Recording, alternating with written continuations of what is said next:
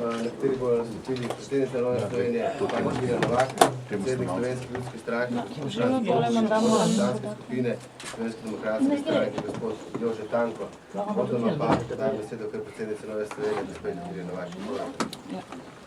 Spoštovani zbrani, prav lepo pozdravljeni. Danes vlagamo interpelacijo zoper ministra Gregorja Viranta, tako kot smo že napovedali. To je skupna interpelacija vseh treh strank, s prvo podpisanim Matejem Toninom, potem z SDS-om in Slovensko ljudsko stranko. Za interpelacijo smo se odločili, ker menimo, da minister dr. Gregor Virant dela škodo Republiki Sloveniji. In v tej interpelaciji mu očitamo oškodovanje Republike Slovenije, predvsem v treh točkah. Najprej ogrožanje sistema lokalne samouprave in posledično kratenje ustavne pravice, ki jo opredeljuje 138. člen Ustave Republike Slovenije in Evropska listina lokalne samouprave, in sicer z napovedjo ukinitve posameznih občin. Prav tako pa zakonskim predlogom, ki izrazito nesorazmerno in nepravično v večji meri znižuje finančna sredstva manjšim občinam in jih večjim pa daje višjo višino sredstev. Menimo, da je s tem, torej s temi nesorazmerji ogrožen enakomerni razvoj Slovenije. Potem drugič pravimo, da zaradi podpisa dveh za Republiko Slovenijo škodljivih dokumentov, ki nimata zakonske podlage, to je stavkovnega sporazuma in dogovora o dodatnih ukrepih na področju plač in drugih stroškov dela v javnem sektorju, torej podpisuje sporazume s reprezentativnimi sindikati javnega sektorja, s katerimi je zagotovil za 20% višja izplačila solidarnostnih pomoči in pa jubilejnih nagrad za člane sindikata.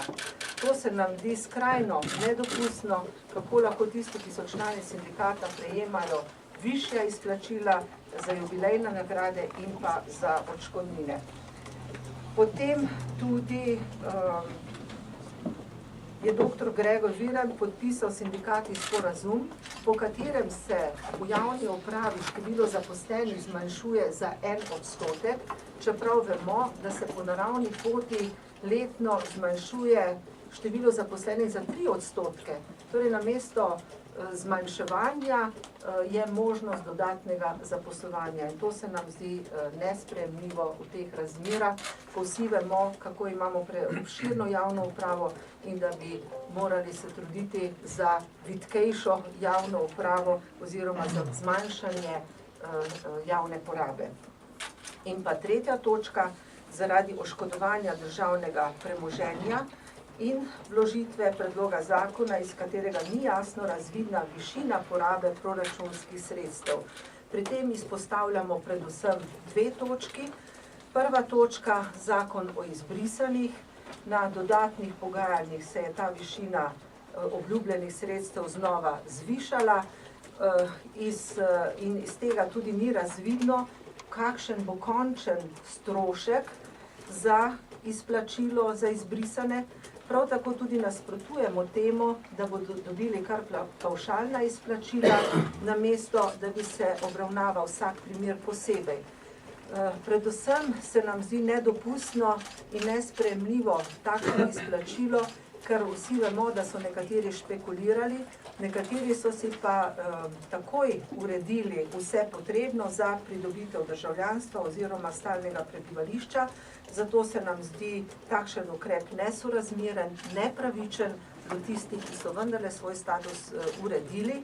Seveda smo za to, da tistim, ki se je zgodila krivica, ker si pač niso mogli urediti statusa, da se to ugotovi in izplača odškodnina, ne pa kar pavšalno za vse. In to je izredno velika številka, preko 10.000 upravičencev naj bi bilo, vsak pa še ima možnost, da potem državo dodatno toži za dodatno odškodnino. To je in predvidevamo, da bo na ta način slovenski proračun kar precej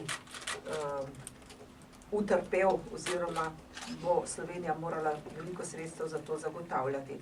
No, navajamo tudi primer nakupa letalskih vozovnic po znižanih cenah, kar sedaj ugotavlja Komisija za preprečevanje korupcije, kar se nam zdi čudno, nedopustno, sumom koruptivnega dejanja, da lahko nekdo prejema različne popuste od prevoznika, ki je v državni lasti, čeprav in največ takih popustov je bilo prav v času, ko je dr. Gregor Virant še prejemal plačo iz državnega proračuna, nadomestilo po končanem mandatu, ministerskem mandatu, hkrati pa že služil na drugem delovnem mestu.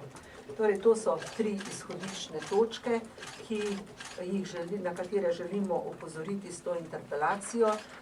Potrebna je razprava na vse te točke in prepričani smo, da dr. Gregor Virant ne bo mogel v zadostni meri pojasniti, na kakšen način je ravnal v tem primeru, tako da menimo, da je ta interpelacija upravičena. Sedaj pa dajem besedo še kolegoma.